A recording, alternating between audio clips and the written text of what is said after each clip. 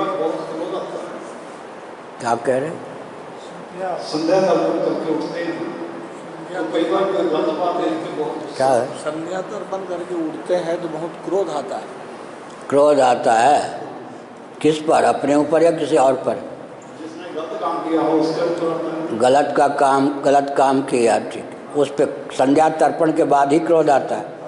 जनेऊ किस आयु में हुआ या नहीं? 14 साल की। हाँ, 14 साल में, विवाह के पहले। अच्छी बात, बैठ। संध्या के बाद में, तर्पण के बाद में क्रोध आता है। संध्या फिर क्या करते हैं? संध्या का अर्थ क्या है? मंत्र तो पढ़ना ही चाहिए। नेत्र और सूर्य के एकत्व का चिंतन,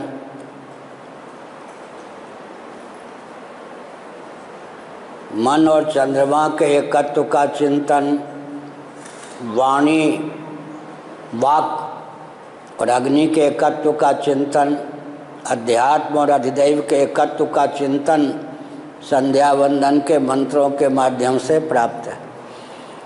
तर्पण का अर्थ क्या होता है? मेरे द्वारा प्रदत्त जल के प्रभाव से सामग्री, मंत्र, भावना की प्रगल्भता से जो मेरे सगे संबंधी कालक्रम से मुझे भूल गए, मैं भूल गया, तो नरक में कराते हुए प्राणी हैं, स्वर्ग आदि में आनंद लूटने वाले प्राणी हैं, वेदादि शास्त्र हैं, पृथ्वी है, पानी है, प्रकाश है, पवन है, आकाश है, दिक् है, काल है, देवता हैं, पितर हैं, ऊर्ध्व लोकों में, मध्य कोटि के लोक में, अधोलोक में जितने प्राणी हैं सब मेरे द्वारा प्रदत्त जल के प्रभाव से तृप्त हों। नरक की यातना भोगने वाले प्राणी मेरे द्वारा अभिमंत्रित इस जल के प्रभाव से नरक की यातना से मुक्त हों। इस ढंग से मंत्र भी पढ़ें, अर्थ का चिंतन करें तो क्रोध का कोई प्रश्न ही नहीं होता है। अगर यह धारणा है कि संध्या वंदन तर्पण करने से उग्रता आती है, तेज बढ़ता है, तो क्रोध होगा। संध्या वंदन तर्पण से सौम्य भाव का उदय होता है, व्यष्टि और समष्टि के एकत्व का, इस शरीर और पृथ्वी, जल, तेज, वायु के एकत्व का चिंतन होता है। व्यष्टि समष्टि के एकत्व का चिंतन होने पर स्वभाव में सरलता आती है, वक्रता नहीं। जो विधा मैंने बताई उस ढंग से संध्या तर्पण कीजिए। फिर कोई गलत काम करता है तो क्रोध आता है, ये धारणा ही गलत है। क्या पता वो ठीक ही कर रहा हो, आपने उसे गलत समझा हो। क्रोध कब आता है? बहुत छोटा सा लक्षण है, समय पर भोजन न मिले, स्नान न मिले, समय पर नींद न मिले, क्रोध आ ही जाएगा। नींद पूरी ना हो तो धुंधला बैठेगा। हमारे आदित्य हैं, आदित्य को जगाना माने शेर से पाला पड़ना। ट्रेन में मैंने देखा कि 11 घंटे लगातार करवट बदले बिना सो जाता है, काम भी खूब करता जगने पर। कल ही क्या हुआ, हमने शाम के 6 बजे ओंकार जी से कहा आदित्य हो तो बुला दो, सबको लाड़ प्यार देते। हमारे पास आम आ गया था तो हम आम पवाना चाहते थे, हमें क्या मालूम कि सो रहा है। वो जाके बुलाया कि गुरुजी बुला रहे, वो एकदम उस समय वो आतंकवादी जैसा होता, उसे पता ही नहीं चलता, दौड़ पड़ेगा, कुछ करेगा एकदम ऐसे। तो हम समझ गए, हमने कहा वो नींद में थे। हाँ, तो हमने क्या कहा, नींद पूर्ण ना हो तो क्रोध आता है, समय पर स्नान करने का अवसर ना हो तो क्रोध आता है, भूख लगी है, समय पर भोजन ना मिले, जलपान ना मिले तो क्रोध आता है, कामात क्रोध हो भी जाए थे, हमारी इच्छा के विरुद्ध अगर कोई काम करता है तो क्रोध आता है। जिसको हम कहते हैं कि ये गलत कर रहा है, क्या पता आप ही गलत कर रहे हो। आप अपनी बुद्धि से कहते गलत कर रहा है, वो अपनी बुद्धि से सही करता हो। क्रोध आता ही कब है? जिस दिन परिवार के जितने सदस्य हैं एक साथ बैठें, जिस दिन जो घर में उपस्थित हैं 1 घंटे के लिए कुछ देर हनुमान चालीसा या जो भी भगवान का नाम लें या कल्याण का कोई लेखा ही एक व्यक्ति पढ़े, बाकी सुने, एक दूसरे को कुशल पूछें, कोई भूल हो गई हो तो बेखटके स्वीकार करके दूर करने का प्रयास करें। आपके प्रति कोई भ्रम पल रहा हो, भ्रम भी पलता है, भ्रम पल रहा हो तो भ्रम को दूर कीजिए। भूल हो गई हो तो बेखटके भूल को स्वीकार करके दूर करने का प्रयास कीजिए। सबको अपना तो दीजिए तो गुस्सा नहीं आएगा। और अगर सब पे रोब डालेंगे हमारी आज्ञा के बिना तिनका भी न खिसके, आजकल कोई किसी का नहीं है मान लीजिए। क्या आजकल कोई किसी का नहीं है मान लीजिए, आजकल कोई किसी का नहीं है ये मान के चलिए। इसीलिए कलयुग का लक्षण मत्स्य पुराण में क्या लिखा है मालूम है? मैं थोड़े हल्की भाषा में बोल रहा हूँ। सासू जी कहेंगे बहू रानी परिश्रम मत करो, भोजन मैं ही बना दूंगी, झूला तैयार है इस पे बैठ जाओ, मैं झूला को हिलाती रहूँगी। फिर गुरु कहेंगे आइए महाराज जी बैठिए शिष्य को। फिर शिष्य को बुलाने के लिए गुरु जी कार भेजेंगे। चेले बड़े नखरे पूर्वक फिर गुरु जी के दर्शन करने आएंगे, फिर भी मौन बैठ जाएंगे। गुरु जी जब कुशल पूछेंगे हाँ ठीक हूँ। इसका मतलब क्या है? ये कलयुग का लक्षण लिखा है कहाँ? मत्स्य पुराण में, समझ गए? बेटे से कहना पड़ेगा डार्विन की थ्योरी के अनुसार हमारी आयु तुमसे ज़्यादा है तो हमारी बुद्धि भी तुमसे कम है। आयु ज़्यादा है इसलिए बुद्धि कम है। तुम तो आजकल मोबाइल युग के व्यक्ति हो भाई, तुम्हारी बुद्धि बहुत बढ़िया, इस काम में राय तो दो कि क्या करने चाहिए। बेटे को भी बाप जैसा सम्मान देंगे तो बेटा मानेगा, समझ गए? जिन सिद्धों के बीच में हम हिमालय में रहे, कोई ईंट फेंक देते थे ढेला, कोई गाली देते थे, कोई कमर में रस्सी बांध के घसीटते थे। मेरे साथ वो व्यवहार नहीं हुआ लेकिन मैंने देखा है उन सिद्धों के पास एक से एक कोई कला विद्या ज्ञान। आजकल तो आइए बैठिए पाठ आरोगिए कुछ सुन लीजिए महाराज, तो भी व्यक्ति ज्ञान विज्ञान लेने योग्य नहीं। इस अहंकार के युग में कौन शिष्य कब काल बन जाएगा कह नहीं सकते। सज्जन को दुर्जन, सदाचारी को व्यभिचारी सिद्ध कर देगा कह नहीं सकते आजकल। इस घोर कलयुग में आप चाहोगे कि मेरी आज्ञा के बिना पत्ता भी न हिले, वो संभव नहीं। कलयुग का लक्षण मत्स्य पुराण में पढ़ लीजिए। हम कैसे बोलते हैं, आइए महाराज जी बैठिए विराजिए। समझ गए? अब जो वकील जो है अगर जज के सामने कह दे मैं जो बहस कर रहा हूँ आपके समझ में नहीं आ रहा है, वो तो आपको दंडित कर देगा।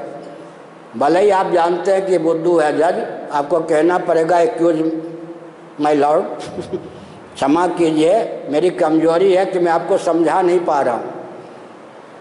क्या अगर आप कह देंगे मैं जो कह रहा हूँ आप समझ ही नहीं पा रहे, तो इसलिए कलयुग में घर में संघर्ष ना हो, वर्ग में संघर्ष ना हो। क्या कलयुग में नम्रता अहंकार को दबाने का प्रयास कीजिए, कलयुग जल्दी तार देगा। किसी को बेटा बहू समझ करके उस पर रौब दिखाना चाहे शासन कोई किसी के नहीं मानता। तो कलयुग में अपने आप को बहुत संयत रख के ढाल के चलना पड़ता है। कलयुग में या तो वो पूजता है जो दम्भी होता है। मैं तो प्रायः रोज ही फल भोगता हूँ, हमारे साथ वाले सब एक से हीरा हैं, उनका ऊपर कटाक्ष नहीं कर रहा। कोई शंकराचार्य इतने सुगम असाध्य वेश में तो नहीं मिलेगा, चौकीदार, ये वो, 2 मिनट मिलना भी कठिन। एक डलिया फल लावेगा तो उसको तो दे देंगे, बाकी जो नहीं लाया उसको एक फल भी नहीं दिया जाता, सब मैंने देखा है। तो लोग समझते सिद्ध महात्मा हैं भाई, बड़ा दुर्लभ। और हम कुशल मंगल पूछ लेते हैं तो अब देखो, किसी को मैंने किसी आश्रम का मैनेजर बनाया, कल्पना करो, मैंने कहा ये मठ के आश्रम के संचालक है, पूरी में ऐसी कोई घटना नहीं है कहीं, ये मठ के आश्रम के संचालक हैं। हमारी उदारता हुई ना, वो तो अपने को समझे हम व्यवस्थापक हैं। अब वो हम ही को गाली देने लगे, मारने के लिए तैयार हो जाए, तो हमको सोचने के लिए कि हम इसके खरीदे हुए नौकर तो कहीं नहीं हैं, समझ गए ना। कलयुग में व्यवहार करने में मैं पिता हूँ, मैं पति हूँ, मैं गुरु हूँ, मेरे अनुशासन के बिना घर में कोई हिले डुले नहीं। अरे आप अपनी इज्जत बचा के रहो, जितना अपने को अनुशासित भी रहें, अनुशासित भी करें, लेकिन डिक्टेटरशिप कोई किसी का मानने वाला कलयुग में नहीं होता है। ये मान के चलें कौन सा युग है। एक प्रश्न और, बहुत समय हो गया। आग तिल्ली के घिसने पर पैदा होती है, सबसे पहले मुख किसका जलाती है? आग का ना। अग्नि का क्रोध का स्वभाव एक होता है, जिस आश्रय में अधिकरण में काम ऐसा क्रोध ऐसा प्रजात यदा कामान सर्वान पार्थ मनोगतान इंद्रियाणि मनोबुद्धिरस्याधिष्ठान मुच्यते।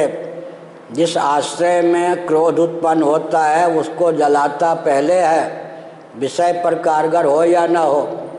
तिल्ली के मुख को जलाती हुई आग पैदा होगी, तृण शून्य या जलाशय में फेंक देंगे तिल्ली को, उस पर विषय पर आग कारगर हो या ना हो, आश्रय पर कारगर हुए बिना तो प्रकट ही नहीं हो सकता है क्रोध। क्रोध का स्वरूप यह है। आप जिस पे क्रोध करते हैं उसका बुरा करते या पहले अपना बुरा करते? क्रोध का स्वभाव है, जिस आश्रय में पैदा होता है उसी को दग्ध करता है। सामने वाला लिहाज कर दे, हाथ जोड़ ले, भाग जाए, मुस्कुरा दे, उस पर प्रभाव पड़े या ना पड़े, इनकी तो आदत ही है क्रोध करना। छोड़ो, बड़ी विकट बात। अभी देखो, छत्तीसगढ़ की बात होगी शायद, एक वृद्ध आए, कई गृहस्थों के गुरु थे, स्वयं वो गृहस्थ थे। 5 मिनट का समय हमसे लिया। रोते हुए उन्होंने कहा महाराज गोपी भाव सिद्ध हो जाए। कितनी बढ़िया बात। उनकी पत्नी स्वस्थ थी, खरी थी,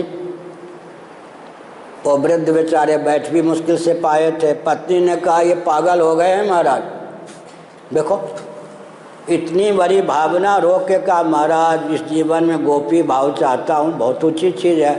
पत्नी ने बेखटके कह दिया ये पागल हैं, पागल पागल हो गए हैं, पागलपन की बात करते रहते, समझ गए। अब इस युग में आप रहोगे, ये पत्नी है, ये बेटे हैं, ये पौधे हैं, कान पकड़ लो, डांट दो, कोई किसी का नहीं मानता। इसलिए इस जीवन में जितना बन सके अपने को ही संयमित रखना चाहिए, समझ गए। अपनी इज्जत अपने हाथ में। प्रशंसा भी फूक फूक कर कीजिए, निंदा तो करिए मत। और जिससे काम लेना हो, आजकल देखिए क्या युग है, ये बेटियों का जीवन बर्बाद क्यों होता है मालूम है? मनोविज्ञान से। अरे बेटे इधर तो आना, ये विष है या नहीं संजय जी? जब आप बेटी को ये बेटे इधर तो आना, मनोविज्ञान का प्रयोग करके उसको आपने मार दिया। वो समझती है कि अगर मैं बेटा होती, मैं बेटी हूँ, मुझे बेटा कह के माँ बुला रही है, तो क्या है? अवश्य ही बेटे से बेटी का स्तर कमज़ोर है। काश में बेटा होती।